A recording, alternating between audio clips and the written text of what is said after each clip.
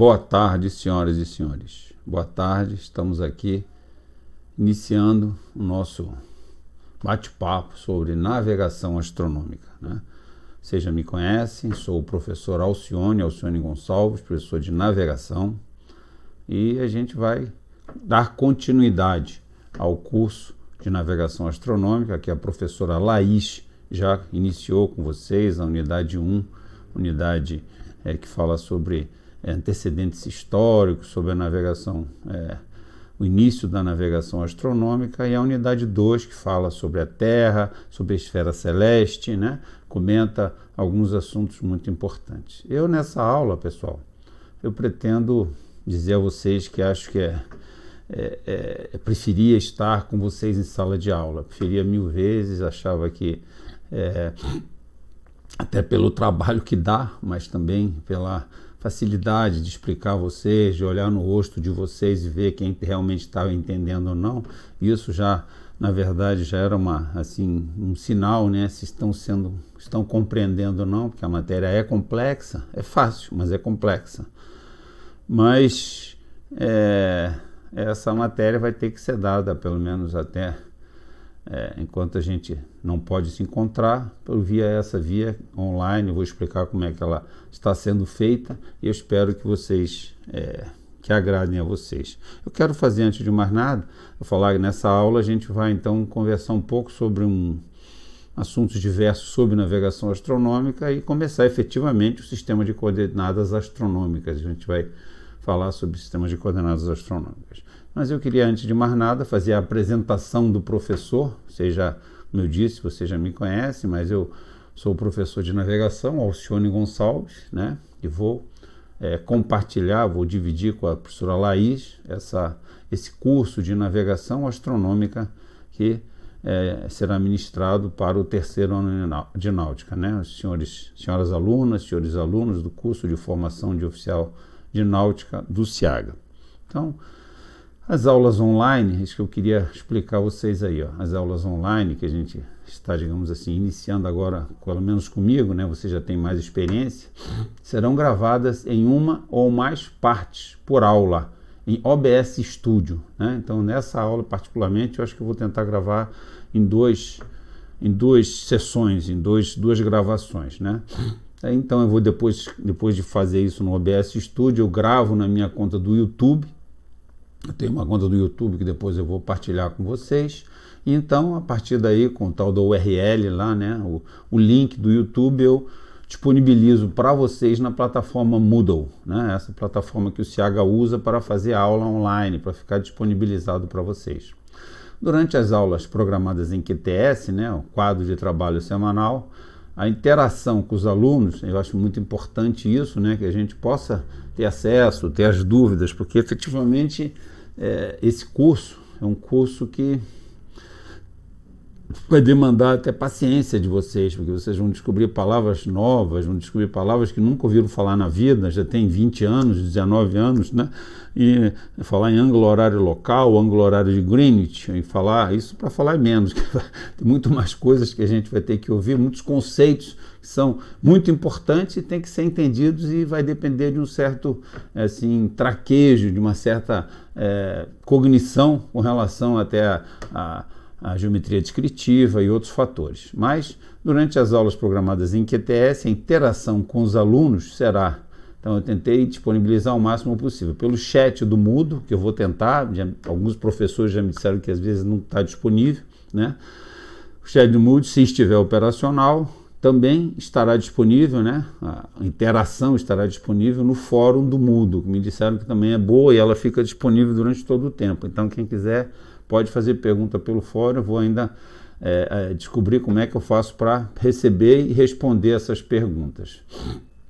Outra maneira de dirimir dúvidas será no próprio YouTube, né? Que vai estar lá essa minha aula para vocês. Então, vocês vão poder ter acesso e colocar lá mesmo quais são as suas dúvidas, né? E, finalmente, talvez um lugar mais apropriado, eu vejo assim, seria num grupo de WhatsApp. Finalmente, disponibilizarei um grupo de WhatsApp com o nome Nave2 2020, que pretendo colocar os 3 mais antigos das turmas como admin, junto comigo, para poderem adicionar os alunos que desejarem participar do grupo. né? Então, todos que quiserem participar, porque daí as perguntas são, digamos assim, colocadas lá e serão respondidas por mim, ou escrevendo, ou falando, né? E todo mundo pode ter acesso, todo mundo que... As dúvidas de um pode ser as dúvidas de outros. Então, lendo o grupo que será exclusivamente, né, participar do grupo que serve exclusivamente para dirimir dúvidas da matéria ministrada, navegação astronômica, ou algum assunto interessante sobre navegação astronômica. Então, eu recomendo que vocês, digamos assim, e peço aos 3 mais antigos, que eu não sei exatamente quem são esse ano, né, que entrem em contato comigo por WhatsApp, né, meu telefone é aqui do Rio de Janeiro, 21, né, o número do telefone é 982567763 e ele estará, então, eu mandarei o link para acesso ao grupo, né, que a gente vai fazer um grupo único de todo mundo, mas e aí vocês 3, que são os mais antigos, poderão ser admin. Eu colocarei vocês como admin, vocês dão acesso então aos alunos de cada turma, tá legal? E aí, a partir daí qualquer pergunta pode vir por meio desse grupo, terão essas outras possibilidades, mas acredito que essa digamos assim, bem favorável, né? Para todo mundo saber as dúvidas de cada um, não tenham vergonha, acho que as coisas mais básicas ali, é claro, ninguém pode perguntar o que é latitude, o que é longitude, isso tudo a gente vai até falar em sala de aula, obviamente tem que ser, tem que estudar, tem que tentar buscar nos livros, né, para saber, porque não adianta ficar só perguntando, é importante que vocês façam perguntas mais elaboradas e perguntas de navegação astronômica, tá certo? Mas, claro, qualquer pergunta é bem-vinda, a gente vai tentar responder, obviamente, dentro do contexto da navegação astronômica, certo, pessoal? Então, voltando aqui um pouco agora, porque eu gostaria de, começando então a aula, né, depois de me apresentar e falar como vai ser o nosso contato, tá aqui, ó, eu vou falar que a navegação astronômica nos ensina como localizar a posição do navio na esfera terrestre, empregando linha de posição. Que linha de posição é essa? Linha de posição astronômica. Como é do conhecimento de vocês, a técnica da LDP, né, é empregada em quase todos os métodos de navegação, exceto o método estimado, né? Quais são os métodos de navegação que existem, que vocês aprenderam lá com o seu professor de nave 1, que eu sei que foi meio fraquinho, né? Eu já conheço bem esse professor. Então, nós vemos a navegação visual, método eletrônico e método astronômico. O método estimado não usa a LDP, certo? Pois no método visual, no caso, navegação costeira, né, você tem que estar vendo a terra, né? A LDP mais empregada costuma ser a reta de marcação, ou LDP de alinhamento, que também é considerada a mais precisa, né? Linha de posição de alinhamento. A gente vai ver que a gente falou lá, não sei se vocês lembram, na verdade existe uma outra LDP, que é a LDP de segmentos capazes, que é considerada mais precisa do que a reta de alinhamento, né? E ela é usada inclusive para fazer levantamentos hidrográficos. Mas vamos lá. Então, reta de marcação, que também é considerada mais precisa. Pode-se usar também o radar para empregar a LDP de circunferência de igual distância ou retas de marcação, empregando o sextante com pontos de terra conhecidos, identificados na carta, emprega-se a LDP circunferência de segmentos capazes. E finalmente, apesar de não ser muito precisa, usa-se a LDP de linhas de igual profundidade, lembra? Aquela que é uma linha que não é nem uma circunferência nem uma reta, certo? A linha de iguais profundidade, a LDP isobatimétrica. No caso do método da navegação eletrônico, emprega-se as LDPs proporcionadas pelo radar, ecobatímetro e a navegação empregando satélite. No caso, o Global Navigation Satellite System, né? Que utiliza equipamentos eletrônicos para prover a localização do navio. Finalmente, no método de navegação astronômico, normalmente empregado na navegação além da vista da costa ou navegação oceânica, emprega-se a LDP astronômica, que, como veremos nesse curso, semelhante às outras LDPs, equivale, lembra que as LDPs ou eram uma circunferência ou era uma reta, né? Ou, no caso da circunferência isobatimétrica, podia ser uma curva que não era nem uma circunferência nem uma reta, mas a LDP astronômica é uma circunferência de igual altura, o que significa todos os navios do globo terrestre, ou seja, os observadores que avistam um astro celeste na mesma altura em relação ao seu horizonte, estão na mesma LDP astronômica. Então, se eu estou num navio, observo um astro celeste a 30 graus de altura e alguém lá bem longe de mim, que não está nem no meu horizonte, não está nem no meu visual, também vê esse mesmo astro no mesmo instante a 30 graus de altura em relação ao horizonte dele, significa que nós dois estamos na mesma linha de posição astronômica, certo? Mas, para efeitos práticos e facilidade de execução da LDP astronômica, a gente vai ver mais adiante, ela se converte em uma reta de altura. Essa reta de altura, então, que é a reta tangente da circunferência, essa circunferência de iguais altura do astro celeste, no ponto onde se encontra o navio, tá certo? Então isso é só para a gente, vamos assim, dar um primeiro o que será estudado aqui? Será estudado certo? Navegação astronômica, como se posicionar no nosso marzão, certo? Nosso marzão, achar nossa latitude, nossa longitude, achar as nossas coordenadas por meio da navegação astronômica. A navegação astronômica basicamente seria fazer essas retas de posição, que são as linhas de posição astronômica, tá bom, pessoal? Então, como é que começou a navegação astronômica? A navegação astronômica teve início efetivamente quando os antigos navegantes, antes das navegações, viram que todos os astros, né, nasciam a leste, a gente vai dizer que é leste, tá? Leste, e se colocavam a oeste, né? Todos os astros faziam essa volta, né? Sempre, toda noite, e o Sol também, o Sol nasce a leste, se põe a oeste, põe na região leste, né? Mas tinha uma estrelinha lá, né? O pessoal lá do hemisfério norte, lá do Mediterrâneo, né? Via que aquela estrelinha não se mexia, ficava parada lá. Até que eles chegaram à conclusão que aquela estrela ficava efetivamente, né? Esse movimento de leste para oeste dos astros é um movimento relativo, porque na verdade quem está se movimentando é a Terra, né? De oeste para leste, né? Aqui eu tenho aqui, ó, mostrando aqui o meu globo terrestre aqui, certo? Então aqui é o norte, aqui é o sul, lá é o oeste, certo? É de oeste para leste, esse movimento aqui que a Terra faz, esse movimento aqui a gente tem então, no movimento relativo, os astros se movimentando de leste para oeste. A gente vai ver que isso é importante na navegação astronômica, né? Mas viu que uma estrelinha lá em cima não mexia, ficava parada lá. Então chegaram à conclusão que ela devia estar efetivamente na projeção do Polo Norte Celeste, projeção do Polo Norte Celeste, Polo Norte Terrestre lá lá no céu.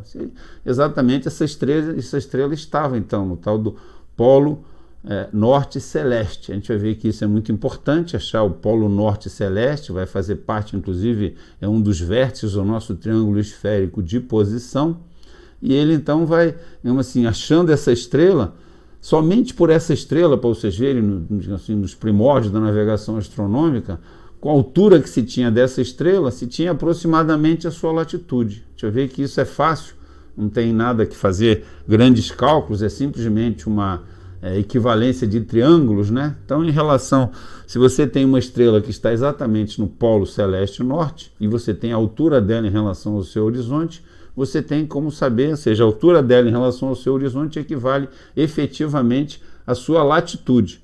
Então, essa latitude era calculada facilmente. Houve navios, houve várias viagens que se fizeram entre a Europa e os Estados Unidos, fazendo navegação de latitude, navegação de paralelo, chamavam navegação de paralelo, tirava-se a altura da estrela polar, certo? A estrela polar é que fica lá no Polo Celeste Norte, certo? Polo Celeste Norte, e você ia navegando e cada dia tirava a altura da estrela polar. Se tivesse, sei lá, 30 graus, se quisesse navegar em 25, dava leme para bombordo, até chegar quando a altura dela estivesse com 25 graus. Quando chegasse em 25, você navegaria só de oeste para leste, certo?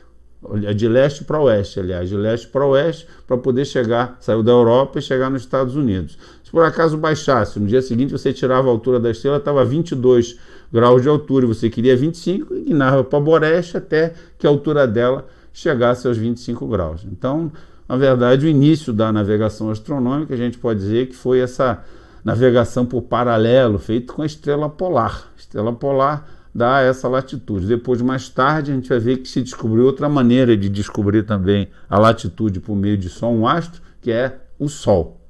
Tá certo, pessoal? Então, a gente vai relembrar agora outros fatos, vamos continuar falando de navegação astronômica. Eu vou passar novamente essa apresentação do professor, que eu já li para vocês, e a gente vai agora, então, tentar passar para vocês, fazer uma aula de motivação em relação à importância da navegação astronômica para o oficial de náutica. Vou tentar motivar, convencer as senhoras, os senhores que estão me assistindo aí, certo? Da importância da navegação astronômica para o oficial de náutica. Olha lá. A publicação internacional da IMO, né? A STCW, que é a Convenção Internacional de Treinamento,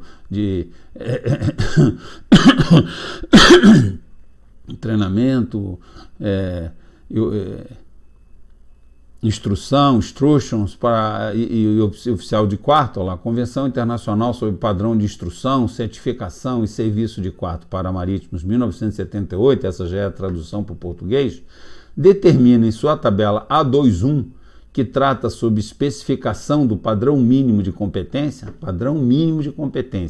para oficiais encarregados de um quarto de serviço de navegação em navios com arqueação bruta igual ou superior a 500 AB, para a função navegação no nível operacional, como primeiro requisito de conhecimento, entendimento e proficiência à navegação astronômica.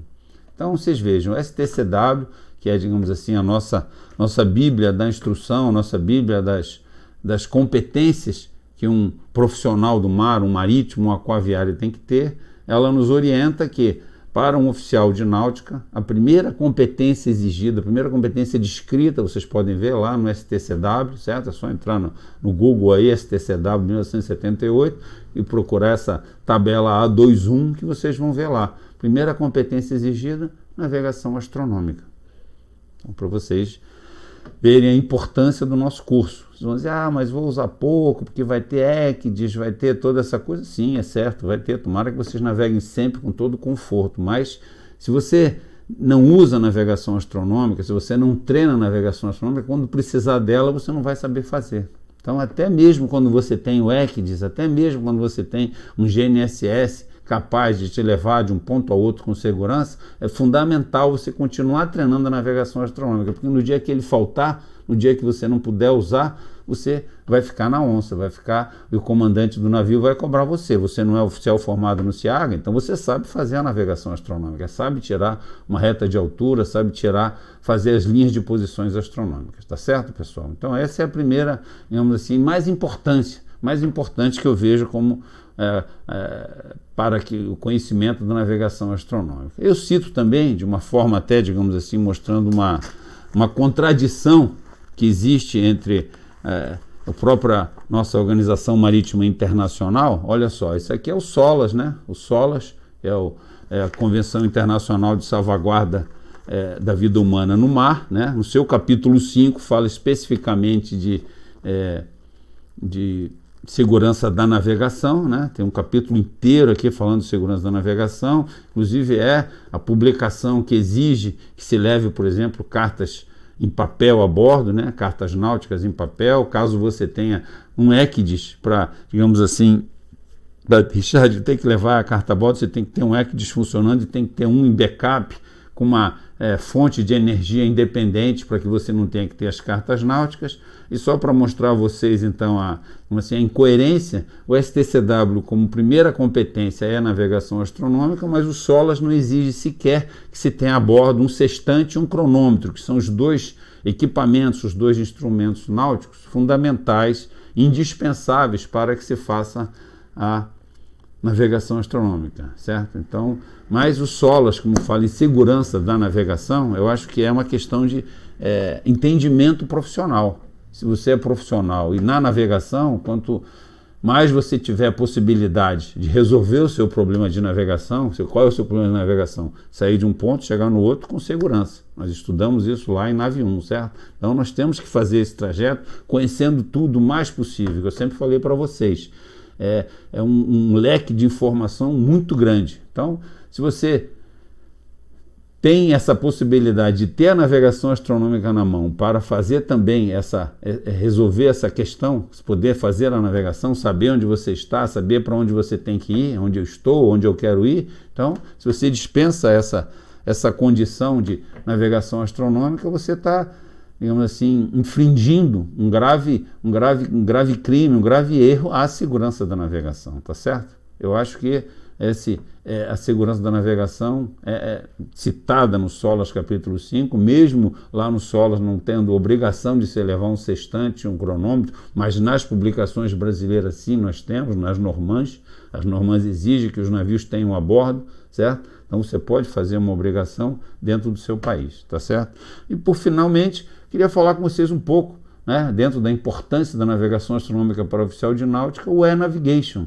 O e-navigation, que na verdade como definição do e-navigation, eu tenho aqui, ó, coleta, integração, intercâmbio, apresentação e análise harmonizados de informações marítimas, a bordo e em terra, por meios eletrônicos, com o propósito de aprimorar a navegação de berço a berço do cais e serviços relacionados para a proteção e a segurança no mar, bem como a prevenção do ambiente marinho. Como diz aqui, o e-navigation não é o electronic navigation, é o enhanced navigation, se bem que o próprio texto fala, utilizando instrumentos eletrônicos, né? Por meios eletrônicos. Sim, o e-navigation veio para dar digamos assim, uma grande preocupação do e-navigation com relação aos encalhes e às colisões que têm ocorrido, mesmo com todo o treinamento, com toda digamos assim, importância que tem se dado ao gerenciamento da equipe do passadiço, dos meios do passadiço, né? Mas o e-navigation é a navegação aprimorada, e dentro da navegação aprimorada o oficial de náutica tem que estar digamos assim, nos cascos, tem que estar nos trinques, tem que conhecer todos os tipos de navegação. Não pode dizer, não, conheço muito bem navegação estimada, navegação costeira e principalmente navegação eletrônica, que é o que vai ser mais exigido, mas não sou muito bom em navegação astronômica. Então eu entendo que o e-navigation também requer um conhecimento adequado de navegação astronômica. Tá certo, pessoal? Então, vamos dar continuidade aqui. Como eu falei, essa primeira aula é um bate-papo, mas a gente ainda vai falar, ainda na segunda parte aí, sobre a parte de coordenadas astronômicas. Agora, sobre informações relevantes de navegação astronômica, o que eu posso dizer para vocês? Recursos didáticos indispensáveis para o nosso curso. A professora Laís já deve ter comentado com vocês, né? Já deve ter falado quais são as nossos livros, textos, né? Então, mas eu só vou mostrar aqui, vou conversar um pouco com vocês. É o livro-texto, né? É o livro-texto que é o Navegação, a Ciência e a Arte, volume 2, Navegação Astronômica e Derrotas, né? Nós temos ele, então, a continuação, aquele que a gente viu lá em Nave 1 era o volume 1, esse aqui é o volume 2, a gente tem aqui logo na primeira capa aqui toda a parte de... uma carta da DHN, Carta de Hora Legal e Fusos Horários. Então a gente vai ter que ver isso aí, vai ter que aprender toda essa questão de fusos horários. E lá na última contracapa, pessoal, a gente tem uma carta celeste, certo? Então quem tiver com esse livro, quem conseguir pegar no Ciaga, tem a carta celeste, todos os astros aqui que vamos estudar, que nós vamos estudar em navegação astronômica. Com a professora Laís, vocês já viram aqui nesse livro, né? Tanto o capítulo 16 que fala sobre navegação astronômica, definição, importância e resenha histórica, e o capítulo 17, a Terra e seus movimentos e a esfera celeste. Então, todos esses dois capítulos, 16 e 17, foram vistos nas aulas anteriores com a professora Laís. Nós vamos começar a ver hoje o capítulo 18, que fala sobre o sistema de coordenadas utilizados em astronomia náutica e navegação astronômica. Na sequência, veremos a medida do tempo. A gente vai ver que o tempo ele tem várias designações, nós temos inclusive mais de um sol aí em cima, né? Não é só esse sol que a gente vê, vai ser umas curiosidades interessantes. O capítulo 19 é esse sobre a medida do tempo. O tempo é importante porque até para entrar no Almanac Náutico, a gente vai ver, já vou mostrar a vocês, o Almanac Náutico é esse documento aqui, é essa publicação, o Almanac Náutico Brasileiro. O Almanac Náutico Brasileiro, esse aqui é de 2020, é esse aqui que tem que ter a bordo de todos os navios, ele tem então os dados, as coordenadas astronômicas dos astros celestes que interessam em navegação astronômica, ou seja, Sol, Lua, planetas e estrelas, desde 1º de janeiro até 31 de dezembro, tá? Então a gente vai ver, e um dos argumentos de entrada dele é exatamente a hora média de Greenwich. Então a gente tem que entender bem o que é a hora média de Greenwich, né? Que não é a hora do nosso relógio.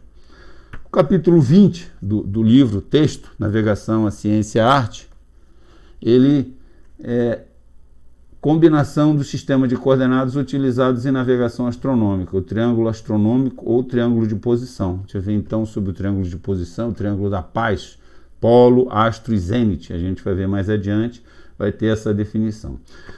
O capítulo 21, instrumentos náuticos usados na navegação astronômica, o sextante e o cronômetro. Basicamente, esses dois são fundamentais, como eu falei a vocês, reclamei até das solas, né, que incoerentemente em relação ao STCW, que exige a navegação astronômica como primeira competência para o oficial de náutica, a solas não apresenta a exigência de se ter a bordo sextante e cronômetro. Mas a Norman, sim, a Norman corretamente, a gente vai ver que as Normans que falam de navios sob navegação exigem o sextante e o cronômetro. Inclusive a gente vai ver daqui a pouco a rotina diária de navegação que é recomendada na nossa Norman. Bom, capítulo 20, então, 21, instrumentos náuticos de navegação astronômica. E 22, correção de altura dos astros. 22. O 23, uso do almanaque náutico. Essa publicação que eu mostrei a vocês, como eu falei, é uma publicação fundamental, e a gente vai ter que estudar ela, poder saber usar ela de forma bastante simples, né? Para poder utilizar e realmente fazer a navegação astronômica. Nascer e pôr do Sol e da Lua é fundamental também, ter que fazer os cálculos, os crepúsculos, né? E a última unidade, o último capítulo é o capítulo 30, identificação de astros, preparo do céu para observação dos crepúsculos. Tem inclusive o Starfinder, Starfinder é um instrumento náutico também, é um instrumento náutico esse daqui, ó. A gente vai mostrar para vocês, ele tem aqui vários círculos brancos e tal, então a gente vai ter que ver também isso aqui durante o nosso curso, tá certo, pessoal? Então, esse aí então é o livro texto, Navegação, a Ciência e a Arte, volume 2, Navegação Astronômica e Derrotas, do comandante Miggins, né? Onde vocês vão ter esse livro? Ah, mas eu não vou no Ciaga pegar. Pois é, tá na página da DHN, a página da DHN você acessa lá em meio digital e vai estudar por eles, tá certo? E eu não sei se o Ciaga vai disponibilizar para quem quiser ir lá buscar o livro texto. Eu espero que a gente volte para as aulas o quanto antes, para a gente poder ter acesso mais fácil a isso aí. Mas enquanto isso, o que vale é a página da DHN, certo? Na página de publicações você encontra então esse livro lá, para vocês poderem ter acesso e estudarem navegação astronômica. Extrato de tabelas de navegação astronômica. Pessoal, também é fundamental isso aqui, tá? Isso aqui eu espero que vocês possam logo ter acesso, porque na verdade também a verdade é aqui que tem o extrato de um almanaque náutico brasileiro. Começa aqui, são 4 publicações aqui dentro, na verdade. Primeiro começa com o extrato do almanaque náutico 2011, que é essa que vocês vão aprender comigo. Aí depois vocês vão ver com a professora Laís o extrato das tábuas ABC de Nori para navegação astronômica, certo? Essas tábuas servem para a gente calcular o azimuth do Sol. Lembra que a gente falou a vocês sobre o desvio da giro, né? Desvio da giro que a gente tira por meio de um alinhamento aqui da ilha fiscal com a ilha rasa, quando sai daqui. Mas quando está no mar, o que faz? Usa esta tabela aqui para você saber qual é o azimuth do Sol, e aí você marca o Sol direitinho, vê o azimuth dele e vê qual é o desvio da giro pelo azimuth do Sol, utilizando essa tábua ABC de Nori. E depois tem mais 2 tábuas, extrato da HO 249, Site Reduction Tables for Air Navigation, volume 1, que ela ajuda você a descobrir astros no céu. Isso aqui é para identificação de estrelas. E também a HO 249, volume 2, que é efetivamente uma tábua de navegação astronômica, que é para você achar extrato da HO 249, que essa daqui vocês vão usar efetivamente para poder acharem, para poder identificar as suas linhas de posição. Por quê? Porque o tal do triângulo esférico de posição, que na verdade é o que a gente vai assim resolver no problema da navegação astronômica, a gente vai ter 3 elementos conhecidos e um desconhecido, né? Essa resolução pode ser por meio daquelas fórmulas de trigonometria esférica que vocês estudaram lá junto com o comandante lá, com o comandante, esqueci o nome dele agora, mas ele ensinou o TEL, né? Trigonometria esférica, né? Trigonometria esférica e ortodromia, vocês estudaram isso no ano passado. Então, pode ser feito por aquelas fórmulas ou pode ser usado essas tabelas de navegação astronômica. Essa AGOL 249, vocês vão aprender com a Laís a utilizá-la. Eu vou aqui dar o início para vocês, tá? Norman 28. Norman 28, cadê o Norman 28? Está aqui. Norman 28, ela é DHN, Navegação e Cartas Náuticas. É uma publicação muito importante também, certo? Que é, na verdade, ó, navegação e cartas náuticas. Ela fala de navegação, é aqui dentro que a gente vai encontrar as nossas rotinas de navegação astronômica, rotina diária de navegação astronômica. Então a gente vai mostrar uma parte dela aí a seguir, certo? E elas são, e como eu já falei a vocês, o que é uma Norman? Uma Norman, norma da autoridade marítima, nada mais é que decorrente de uma lei, a Lei de Segurança do Tráfego Aquaviário, né? Que determinou que a autoridade marítima brasileira fosse o comandante da Marinha e ele então expede essas normas da autoridade marítima. Então o que está escrito aí, mesmo sendo recomendatório, não obrigatório, a rotina de navegação astronômica é algo que tem valor de lei até certo ponto, tá certo? E os slides em PowerPoint da disciplina. Esses slides eu pretendo disponibilizá-los, principalmente se vocês tiverem uma página conjunta de e-mail, né? Eu peço aos mais antigos que já vão entrar em contato comigo para acertar aquela questão do grupo de WhatsApp, me passem também os e-mails das turmas, e assim eu já mando cada aula em slide para ficar mais fácil, para ver de outra forma, tá certo, pessoal? Então esses são os recursos didáticos indispensáveis para que se estude, para que se faça um bom curso de navegação astronômica, pelo menos comigo, professor Alcione. Então, para a gente ver um pouco dessa Norman 28 DHN aqui, ó, o que tem dentro dela e o que é tão importante em navegação astronômica, olha lá. Rotina diária de navegação astronômica, olha lá. O que tem? De manhã, fazer observação do crepúsculo matutino. O crepúsculo matutino, como vocês vão ver, pessoal, é aquele horário antes do sol nascer, mas que você vê o horizonte do mar. Por quê? Porque eu preciso tirar a altura dos astros. Então eu preciso ver o astro, ou seja, tem que estar escuro ainda, mas não tão escuro que eu não possa ver o horizonte. Então o crepúsculo matutino é isso aí. O sol ainda não nasceu, mas já está claro o suficiente para eu poder tirar as estrelas, os planetas, a lua, né, da altura deles com o sextante. E fazer o cálculo e a plotagem da posição observada na carta náutica. Lembram que a gente falou em posição estimada, posição radar, posição observada? Então, com as linhas de posição astronômica, a gente cruzando, né? E essa hora do crepúsculo matutino é a hora mais do crepúsculo matutino e o crepúsculo vespertino. É a hora melhor para se fazer a prática da navegação astronômica, porque você tem vários astros, você pode cruzar várias estrelas num ponto e chegar à sua posição observada.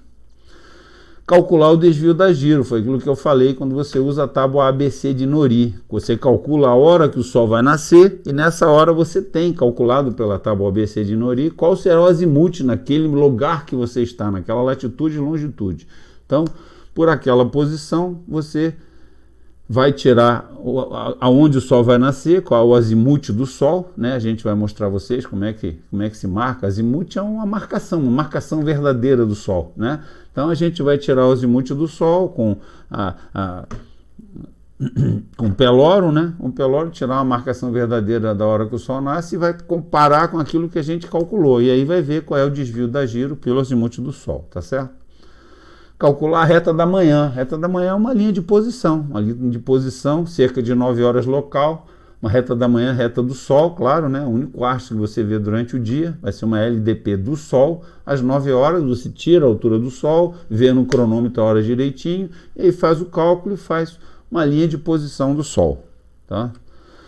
E, finalmente, ainda na parte da manhã, observar a passagem meridiana e traçar a reta correspondente na carta náutica. A passagem meridiana é muito importante, como eu falei a vocês, ela permite que, dependendo você calcule já a sua própria latitude, certo? Então você faz a passagem meridiana, a reta da passagem meridiana. E depois disso, você transporta a reta da manhã para o instante da passagem meridiana e obtém uma posição que não é observada, mas é mais precisa que uma posição estimada. A gente vai ter aquele transporte de reta, já que eu tenho uma reta às 9, outra reta meio-dia. Quando eu transferir uma sobre a outra, né, de 9 para meio-dia, eu vou ter então uma posição que não é observada, mas também é melhor do que melhor que estimada, tá bom, pessoal? E na parte da tarde, então, o que nós temos? Calcular a reta da tarde, às 15 horas. Novamente, igual aquela de 9 horas. Eu vou pegar e colocar lá a linha de posição do Sol às 3 da tarde. E, posteriormente, fazer a plotagem na carta náutica, transportando a reta de meio-dia da passagem meridiana até 15 horas novamente. E tenho, novamente, uma posição que não é observada, mas é melhor que a estimada. Preparar a observação do crepúsculo vespertino. Quer dizer, a preparação é uma coisa que a gente, aquilo que eu falei a vocês, vai usar o Starfinder, é o preparo do céu. O preparo do céu é feito para você saber que estrelas e em que local elas estarão, mais ou menos em que altura e mais ou menos em que azimuth você vai ter os astros, as estrelas, Rigel-Kent, Sirius, Canopus. Então, isso a gente vai fazer o preparo do céu, tá? Fazer o cálculo e plotagem da posição na carta náutica. Observação do crepúsculo matutino, você faz a preparação, depois faz a observação e é aquilo que a gente fez pela manhã. Tira a altura das estrelas com a hora precisa do cronômetro e faz as várias linhas de posição na carta, vão te dar uma posição observada. Calcular o desvio da giro. Calcular o desvio da giro, certo? Pelo azimuth do Sol, no pôr do Sol, tá certo? Como a gente fez pela manhã, faremos à tarde também. E, finalmente, antes de dormir, ainda a rotina diária de navegação astronômica é preparar o crepúsculo matutino, preparo do céu empregando o Starfinder.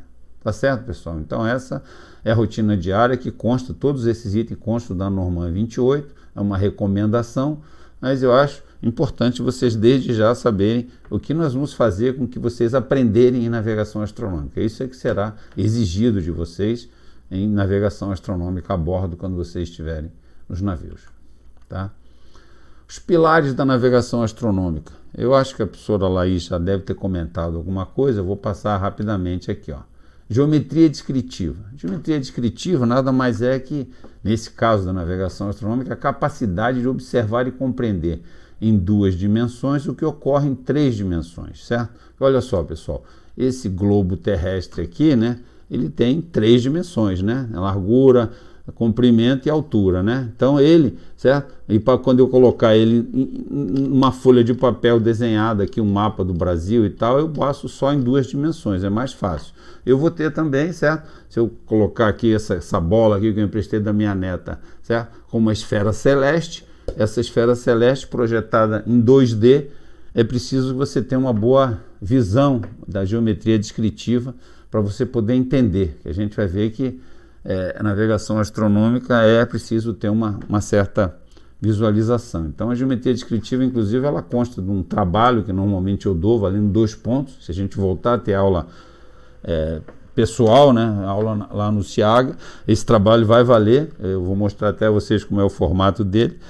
E é exatamente um trabalho de geometria descritiva para vocês treinarem essa visão de ver em 2D o que é em 3D. Tá certo, pessoal?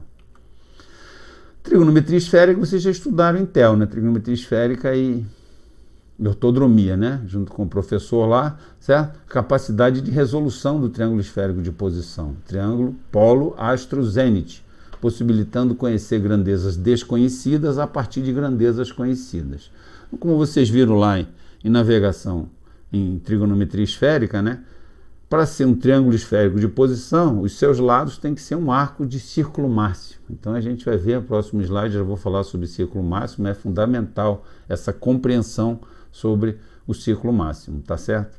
Trigonometria esférica, então, ela, digamos assim, mais importante é entender também que na trigonometria plana, né, quando a gente faz aquela questão, por exemplo, de hipotenusa e os catetos, né, você tem que saber 2 elementos para saber um terceiro elemento. Em trigonometria esférica não, vocês viram que precisa conhecer 3 elementos para se conhecer o outro. E a gente vai ver que o triângulo esférico de posição, né, são 3 lados e 3 ângulos, são 6 elementos, mas normalmente a gente tem que ter 3 3 elementos desses para descobrir um quarto elemento. Então é importante entender esses conceitos que vocês viram lá em TEL, certo? E a astronomia de posição, que é fundamental, é o seguinte, é também um dos tripés, um dos pilares da navegação astronômica, é a parcela muito pequena da ciência astronomia, que provê a capacidade de identificar e compreender os movimentos dos astros celestes, contribuindo de maneira indispensável para a resolução do problema da navegação astronômica. Tá, pessoal? Então a gente vai ver que a astronomia de posição é o que é fundamental que você saiba que astro que você está apontando o sextante. Quando é o Sol e a Lua é muito fácil, mas quando é Marte, Júpiter, você pode confundir uma estrela com um planeta. Então você tem que ter certeza que aquele astro que você está tirando a altura dele, ou é uma estrela, ou é um planeta, e qual é a estrela e qual é o planeta. Tá certo, pessoal? Então eu vou... Agora já passaram 40 minutos nessa gravação, eu vou dar um tempo aqui para que vocês possam beber uma água e ir no banheiro, e a gente então, na sequência, continua ainda com mais um pouco de bate-papo sobre essa questão da navegação astronômica e damos início efetivamente à nossa aula de coordenadas astronômicas. Tá bom, pessoal? Vejo vocês daqui a pouco. Até já!